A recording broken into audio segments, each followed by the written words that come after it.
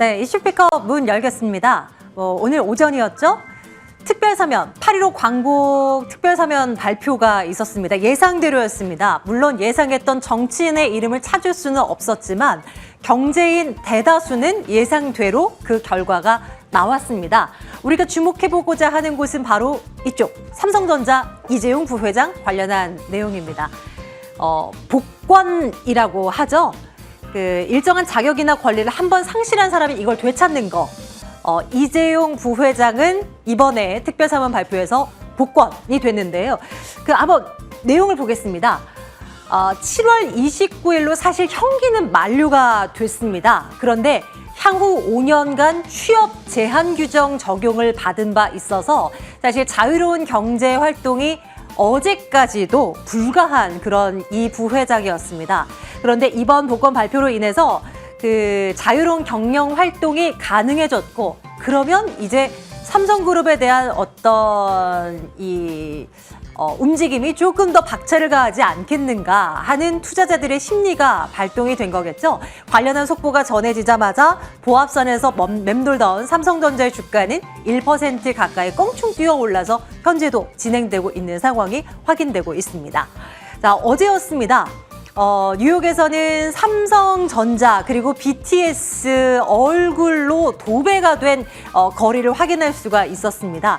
갤럭시 Z 폴드 그리고 갤럭시 Z 플립 4가 공개가 됐습니다. 신제품이 공개가 된 거죠. 이전 버전과 디자인은 유사했지만 배터리 성능이나 다른 기능들 훨씬 좋아졌다라는 외신의 호평이 있더라고요. 이번에도 만만치 않은 판매고를 올릴 수 있다라는 이야기들이 쏟아져 나오고 있습니다. 이렇게 스마트폰은 이번 신작과 함께 다시금 또 한 번의 기록을 낼 수 있지 않을까 하는 기대를 갖고 있는 상태인데요.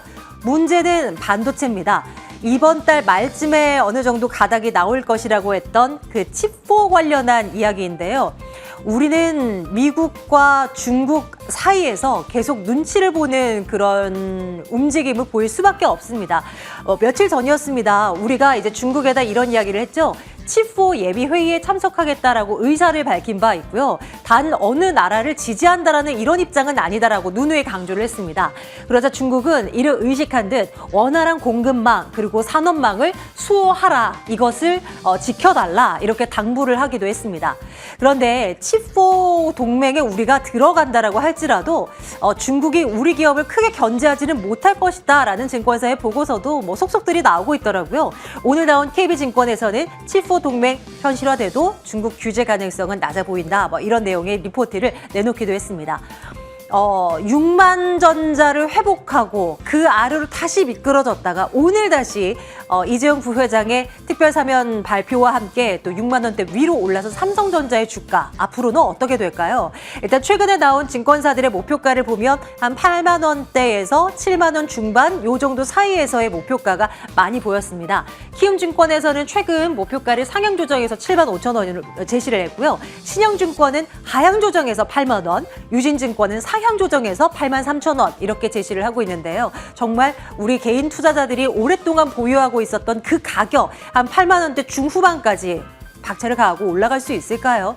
아직까지는 확인해야 할 것들이 너무나 많은 반도체 관련한 이야기입니다. 오늘 이런 이야기를 나눠보면서 또 시장에 대한 다른 이야기도 함께 풀어보도록 할게요. 지금 출발합니다.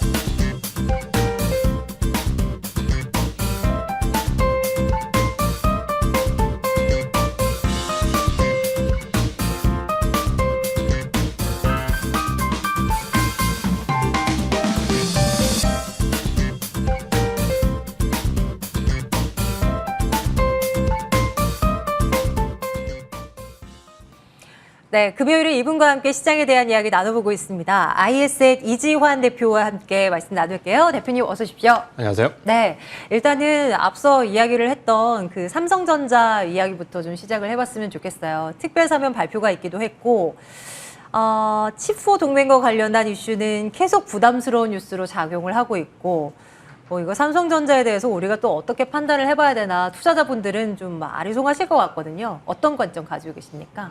최근에 이제 반도체 수요 감소에 대한 우려가 나오면서 반도체 전반에 조금 경계심이 불러일으켜졌고 여기에 이제 삼성전자는 최근까지도 이재용 부회장의 어느 정도 제한적인 활동 여부로 상당히 이제 위축이 좀 많이 되어 있었고 주가는 그것을 이제 반영이라도 하듯이 상당히 많이 미끌려 내려왔습니다.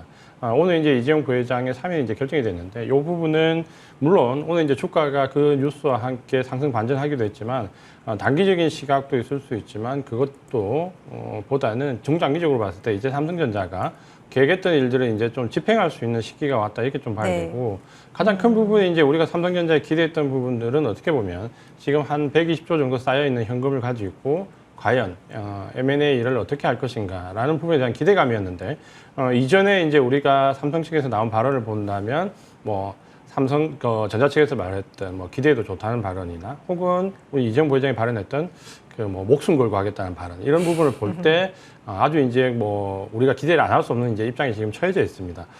현실적으로 이제 우리가 거론됐던 반도체 기업들이 뭐 ARM이나 NXP 같은 이런 그 반도체 업체들이 있는데 아마도 이제 이런 부분에 대한 그 부분이 실무적인 차원에서 이제 얘기가 됐다면 이제 적극적으로 아마 M&A 협상이 이제 좀 벌어질 것 같고 지금 이제 칩포와 관련된 부분에서 이제 우려감이 상당히 많은데 이 부분에 이제 보면 어느 정도 중국의 이번에 그 한중 외무장관 회담을 보면 어느 정도 그 합의점을 좀 찾아가는 모습이 보였고 사실 지난달까지만 해도 중국이 만약에 그 우리나라가 칩포에 참가한다면 마치 이제 굉장히 큰일 날 것처럼 발언을 했는데 이번 이제 한중 외무장관 회담에서는 공급에 대해서 원활하게 보장을 해야 된다는 쪽으로 선회를 하면서 어느 정도 대한민국이 그 칩포에 이제 동맹에 가담할 것이라는 부분을 중국은 이제 받아들이고 있죠. 그러니까 이런 부분을 본다면 순리적으로 조금 해결해 나가는 부분들이 서로는 있다 이렇게 좀 보셔야 될 것 같고 삼성전자의 그 M&A와 관련해서 사실 이제 120조 원 넘는 현금이기 때문에 NXP 같은 경우 네덜란드의 그 차량용 반도체 기업이고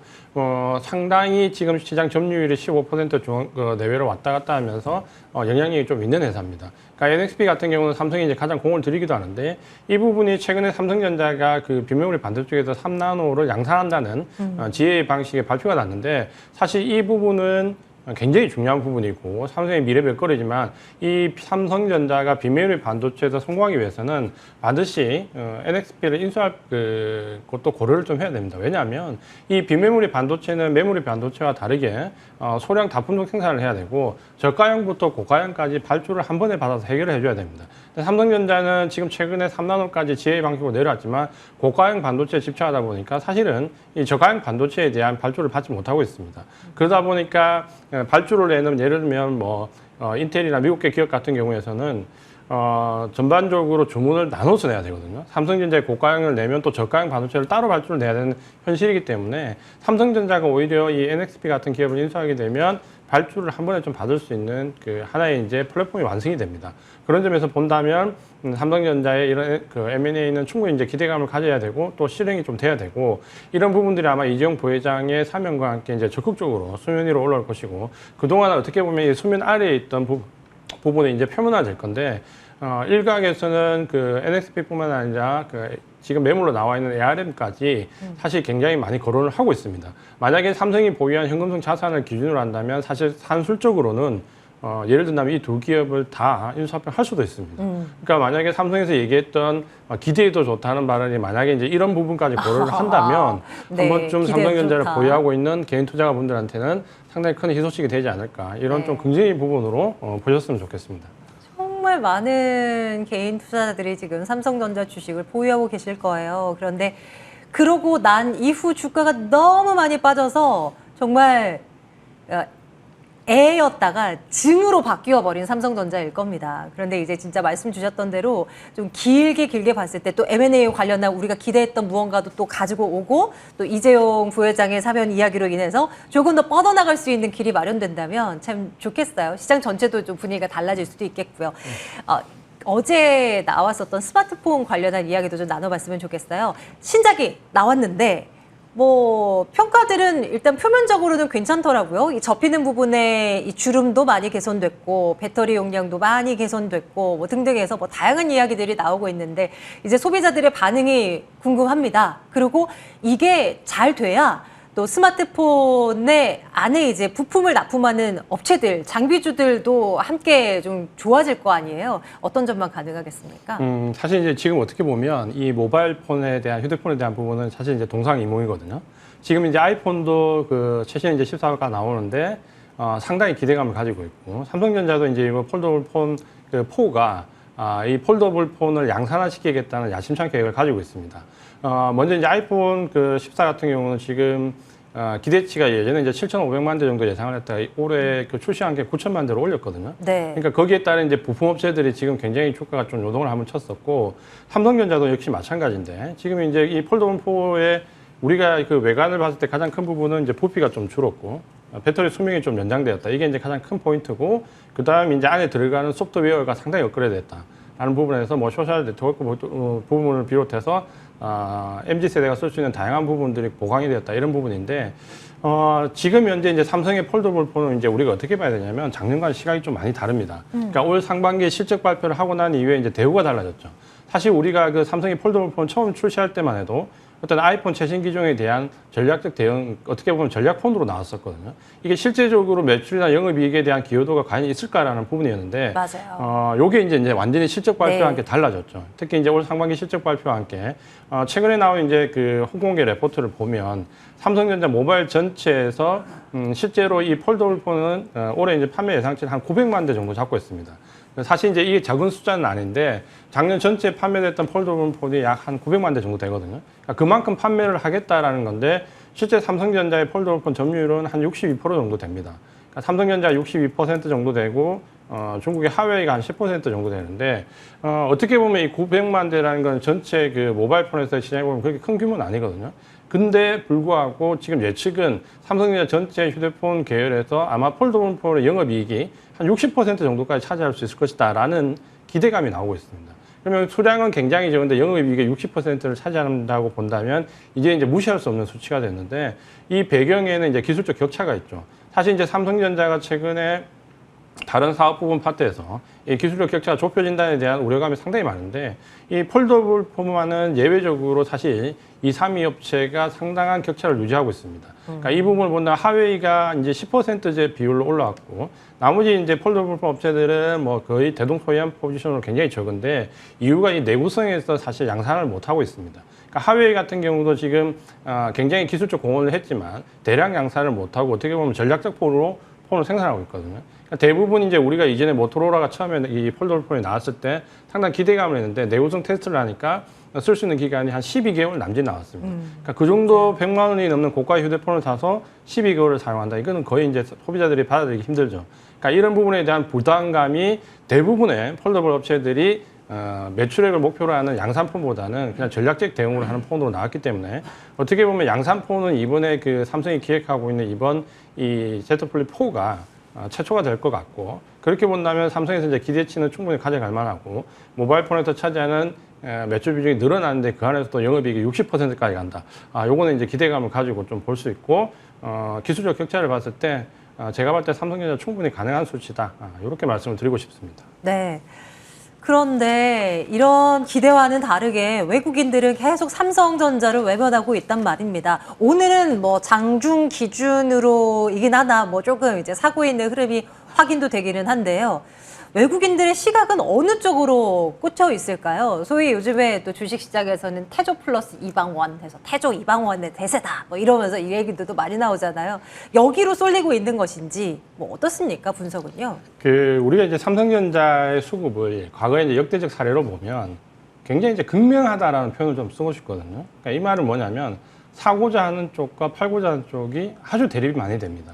그러니까 삼성전자의 과거의 그 수급 사례를 보면 정말 어제까지 하루에 몇천억을 팔던 부분이 네. 오늘 갑자기 하루를 기점으로 수매수로 돌아서거든요. 그러니까 이런 정도로 사고자 하는 쪽과 매도하는 쪽의 그 시각차가 극명한데 최근에 삼성전자는 지난달 7월 달에 7월 14일 옵션 만기일 이후에 외국인들이 한 1,800만 주 정도 매수를 했었습니다. 그러니까 바닥권에서 삼성전자가 5만 원대에서 6만 원대로 회복하는 과정에서 외국인들이 대량 매수를 했었고 이 부분은 삼성전자 실적이 오히려 좋지 않게 나왔을 때부터 이제 매집이 들어왔거든요. 근데 최근에 이제 반도체 수요와 관련해서 우려감이 나오면서 2,800만 주 중에서 한 절반 정도가 다시 매도 물량으로 나왔습니다. 그러면 삼성전자를 매수하는 쪽과 삼성전자를 매도하는 쪽이 지금은 교차하는 시점이라고 봐야 될 것 같고 그렇게 본다면 삼성전자를 좀 장기적으로 대응하는 펀드 물량들은 유입이 되고 있다 이렇게 봐야 되고, 반면에 단기성 거래나 파생 상품과 연관되어 있는 헤지펀드와 같은 단기적인 거래는 단기적인 거래를 지금은 이제 어느 정도 마감하는 사이에서 매도가 나오고 있다. 결국 장기 매집 물량과 단기 매도 물량이 교차하는 시점인데, 다행스러운 부분은 장기 매집 물량이 그래도 더 많다라는 관점으로 좀 본다면, 네. 우리 이제 개인 투자분들도 마찬가지인데, 내가 좀 장기적으로 대응을 하실 수 있는 분들은 이럴 때 같이 매집을 해 나가는 게 맞고요, 분할로. 만약에 이제 단기적으로 스윙 거래를 하시는 분들은 지금 구간에서 접근하기가 그렇게 용이하지 않다. 이렇게 두 가지 시각으로 보시면 될 것 같습니다. 네, 대표님이 생각하시는 장기 이 투자라는 거는 한 어느 정도를? 아주 단적으로 거예요? 이제 그 질문을 네. 많이 받아서 네. 말씀을 드리면, 네. 내가 이 증시의 상승과 하락 파동을 넘어설 수 있으면 장기 투자자고요. 상승 파동에 들어왔다가 하락 파동을 견디지 못하면 사실은 단기 투자자입니다. 그래서 그 상승과 증시 하락 파동을 넘어서서 계속해서 주식을 보유할 수 있는 분들이 네. 장기 투자자라고 보시면 될 것 같고요. 다만 이제 단기 투자자들이 문제가 되는 거는, 예를 들면 작년 1월 달에 삼성전자가 9만 5천 원을 넘어갈 때, 네. 그때 워낙 좋다라고 했을 때 뭐 비중 30~40%로 대거 사신 분들이 지금 이제 견디기 힘들다라는 거죠. 만약에 이제 많으세요. 대부분이 네, 이제 그런 네. 시기가 굉장히 많죠. 네. 근데 장기 투자자라면 비중을 예를 들어 한 종목당 뭐 20%를 넘어가서는 안 될 거고, 또 한 번에 사는 비중을 뭐 1~2%로 계속해서 분할로 사신다면은, 사실 이제 우리가 좀 시각을 좀 크게 놓고 본다면 삼성전자를 6만 원 아래에서 그렇게 두려워할 가격대는 아닙니다. 물론 이제 여기 그 하반기 업황과 관련된 부분에서 다소의 조정이 조금 더 이어질 수 있겠지만, 만약에 새로 신규로 접근하거나 장기로 보시는 분들이라면 굳이 우리가 좀 지나고 보면 삼성전자를 6만 원 밑에서 5만 원대에서 매수할 수 있는 기회가 그렇게 네. 많지는 않습니다. 장기 투자를 본다면. 그렇게 보신다면 여기서는 너무 겁먹기보다는 좀 장기적인 플랜으로 하실 수 있는 분들은 분기 배당을 받아가면서 한번 좀 모아가는 것도 괜찮을 것 같고요. 다만 이제 단기로 접근하시는 분들은 삼성전자가 좀 무거울 수 있기 때문에 조금 더 작은 종목으로 보시는 게 좋겠죠. 자신의 투자 성향에 맞게 주식을 투자하는 안목을 키우는 것도 정말 중요한 것 같아요. 분명히 진짜 말씀 주셨던 대로 못해도 1년 뒤, 길게는 2~3년 뒤쯤 되면 와, 그때 진짜 쌌었는데 이런 얘기 우리 또 충분히 또 여기 앉아서 또 대표님이랑 그때 얘기했지 하면서 얘기할 수 있을 텐데 그럴 수 말입니다. 예. 그래서 대표님 최근에 외국인들은 어느 쪽으로 그래서 관심을 좀 돌리고 있는 거예요? 좀 주목하고 있는 섹터가 특별히 있을까요? 그래서 지금 현재 외국인을 굉장히 주목을 하셔야 됩니다. 외국인 수급을 잠깐 보면 네. 지난 이제 7월 14일 옵션 만기일이거든요. 7월 14일 옵션 만기일 이후로 외국인이 우리 시장 코스피에서 매수로 전환됐습니다. 그러니까 오늘까지 지금 코스피에서 매수한 그 물량이 처음에는 굉장히 많지 않다 생각했는데, 지금 이제 어느덧 한 달 남짓 안 되는 기간 동안 한 4조 2천억 정도 매수를 했습니다. 와. 그러니까 이제 작지 않은 금액이 된 거예요. 그러네요. 다 더해보니까 그렇게 커졌네요. 그렇죠. 불과 이제 우리가 한 달 전까지만 해도 네. 과연 외국인들 매도가 어떻게 멈추냐, 언제 멈추냐를 그 관점으로 봤는데, 맞아요. 불과 이제 한 달이 안 되는 기간 동안 4조 원이 넘는 매수를 했거든요. 저 금액은 우리가 이제 단적으로 비교를 해보면, 만약에 액티브 자금이라고 우리가 고려를 한다면, 재작년에 그 코로나19 급락에 의해 그 11월 달, 12월 때 주가가 굉장히 급등할 때, 그때 외국인들의 액티브 자금이 삼성전자를 두 달간 한 60% 이상 끌어올릴 때 한 7조 원 정도 매수했었습니다. 그러니까 그거와 비교하면 절반 정도 되는 물량인데 결코 적은 물량은 아니죠. 그러면 이제 우리가 과연 이 시장에서 유일하게 매수를 하고 있는 외국인들의 매수세가 어디에 몰리냐를 봐야 되는데, 네. 섹터별 등락을 보면 이게 좀 명확해집니다. 그러니까 외국인들은 4조 원 넘게 매수를 했지만 그 금액의 절반은 전기전자 업종, IT 업종에 지금 몰려 있고요. 그 외에 이제 운송 장비 업종이 한 3분의 1 정도, 그다음에 화학 업종인데, 저 화학 업종은 실제로 이제 화학이지만 전에도 말씀드렸지만 저건 이제 2차전지 소재이기 때문에 네. IT로 같이 보시면 됩니다. 그러면 실제로 IT의 물량이 절반 이상 매수를 했고, 거기는 반도체에서 바닥권에서 삼성전자를 매수한 물량 분명히 있고요. 여기에 이제 2차전지 관련되는 소재, 그리고 LG 에너지 솔루션을 비롯해서 일부 2차전지 쪽으로 들어왔던 물량 유입, 결국 이제 반도체와 2차전지 관련된 쪽으로 매수가 유입이 집중됐고, 또 한쪽은 이제 운송 장비인데, 운송 장비는 자동차와 조선 쪽으로 딱 몰아서 이제 매수가 유지됐죠. 그렇게 본다면 외국인들은 지난 한 달 동안 4조 원 정도를 매수를 했고, 그 금액은 대부분 반도체, 2차전지, 자동차, 조선 이쪽에 집중적으로 매수를 했다. 그러면 지금 현재 주도주가 어딜까라는 것은 명확하게 이제 보인다. 이렇게 말씀을 드리고 싶습니다. 네. 외국인들이 이렇게 눈독을 들이고 있는 섹터 안에서 골라봐야죠, 그럼. 우리 굳이 외국인들이 외면하고 있는 섹터에서 굳이 고를 이유는 없습니다. 말씀 주셨던 반도체, 2차전지, 그리고 자동차, 조선까지 거기에 있어서 또 종목 고르라고 하면 또 어렵거든요. 대표님의 시각이 좀 궁금해요. 여기서 또 매력 있는 종목 하나씩 꼽아주신다면 뭐가 있을까요? 이제 이렇게 이제 우리가 보면 저 섹터에서 이제 길게 가고 싶은 분도 있을 거고 좀 짧게 치고 빠지고 수익 매매를 하고 싶은 분들도 있을 겁니다. 그러니까 그걸 보통 이제 좀 짝짓기 매매를 하시면 좋은데 예를 들어서 이제 자동차주 같으면 뭐 현대차와 부품, 뭐 현대위아나 만도 같은 종목을 같이 매수하는 전략이 있을 수 있고 반도체는 삼성전자와 여기에 이제 묶어서 뭐 한솔케미칼 같은 이런 부품 소재 쪽을 묶어서 매수하는 방법이 좋을 것 같고요. 조선은 이제 사실은 여러 가지 정황상 묶어서 매수하기는 힘들고 현대미포조선을 가장 탑으로 놓고 눌림목을 한번 공략해 보시는 전략이 좀 좋을 것 같고요. 2차 전지는 좀 전에 이제 외국인들은 LG 에너지 솔루션 쪽으로 상당히 몰리고 있는데 사실 2차 전지 글로벌 점유율이 워낙 떨어지고 있기 때문에 이 부분을 고려하면 사실 삼성 SDI나 LG 에너지 솔루션 혹은 SK 이노베이션으로 매수 들어가기는 쉽지가 않습니다. 그렇게 본다면 소재 쪽, 특히 이제 양극재 쪽으로 좀 관심을 가지시고 에코프로나 이런 종목을 눌림목에서 한번 공략해보는 전략 이렇게 보시면 될 것 같습니다. 네. 4개 중에 굳이 하나만 꼽자면 어느 쪽에 점수를 많이 주시겠어요? 섹터. 4개 섹터 가운데. 자동차를 보시면 좋을 것 같아요. 미국도 지금 보시면은 생각보다 포도나 GM 같은 주가 흐름이 상당히 좋거든요. 그러니까 자동차 같은 경우는 어떻게 우리 섹터 내에서 보면 거의 유일하게 아마 기관과 외국인이 양매수하는 섹터가 아마 자동차 섹터일 거고 자동차 섹터는 논란의 여지가 많지만 내년까지 좀 시세 연장선을 놓고 보시는 분들도 상당히 많이 있습니다. 그렇게 보면 좀 짧게도 길게도 자동차 업종에 한번 관심을 가져보시는 게 좋을 것 같습니다. 한동안 또 뭐 완성차 업체들 막 달리다가 쉬어가서 또 이렇게 질문 드리면 조선 이렇게 답이 나올 줄 알았거든요. 예, 자동차에 대한 시각은 계속 저희 긍정적으로 좀 바라봐야 될 것 같아요. 일단은 뭐 만도 또 뭐 완성차 또 하나 뭐라고 하셨죠? 현대위아. 현대위아. 네, 다시 보셔도 될 것 같아요. 참고하겠습니다. 자, 이제는 오늘은 사실 이렇게 지지부진한 채로 또 마무리가 될 것 같고 아마 아직 장 마감까지는 멀었지만요. 이제 사흘간의 연휴 시작이잖아요. 광복절 이후에 다음 주를 위한 전략도 좀 챙겨주셨으면 좋겠어요. 어떻게 바라볼까요? 사실 이제 우리가 큰 그림으로 보면 어떻게 보면 9월달 FOMC가 열리기 전까지 이번 주에 CPI나 PPI 발표가 나면서 사실 굵직한 이벤트들은 어느 정도 마감을 했습니다. 그러면 지금 현재 주가의 위치가 굵직한 이벤트들이 끝난 데 불구하고 밀리지 않고 상승 쪽으로 올라서 있다면 아마 이제 어제 PPI 발표가 났기 때문에 오늘이나 다음 주 초반까지는 조금 차익 매물이 나올 수 있습니다. 근데 차익 매물이 지금 우리 시장도 나오고 미국 시장도 나오는데 보면 매집을 했던 매수의 주체들이 매물을 토해내지는 않거든요. 그러면 이거는 이제 눌림목으로 좀 보시고 좀 긍정적인 시각으로 공략을 해볼 필요가 있고 다음 주는 FOMC 의사록이 공개될 거고 또 한 가지는 미국의 이제 옵션 만기일입니다. 그러니까 보통 미국의 옵션 만기일이 지나면 펀드 유입 자금이 좀 바뀌기 때문에 주도주가 바뀌는 경향이 나오는데 이 부분은 좀 살펴볼 필요가 있고 하나는 이제 FOMC 의사록이 공개된 이후에 9월달 금리 인상에 대한 견해가 나오면서 아마 단기적으로 시장이 조금 요동칠 수 있습니다. 그러니까 이런 부분 참고하시면서 대응을 하실 때 지금은 시장을 좀 부정적으로 걱정할 것보다는 어쨌든 시장이 상승하는 기간 동안은 그걸 쫓아가서 내 수익으로 만드는 방향으로 긍정적으로 보시는 게 더 좋다. 이렇게 말씀을 드리겠습니다. 네. 한번 잘 함께 챙겨가 보시죠. 지수의 상승과 맞물려서 수익이 난다면 말입니다. 네, 시장에 대한 이야기 이분과 나눠봤고요. 이지환 IS의 대표였습니다. 다음 주 금요일에 뵐게요. 고맙습니다. 고맙습니다.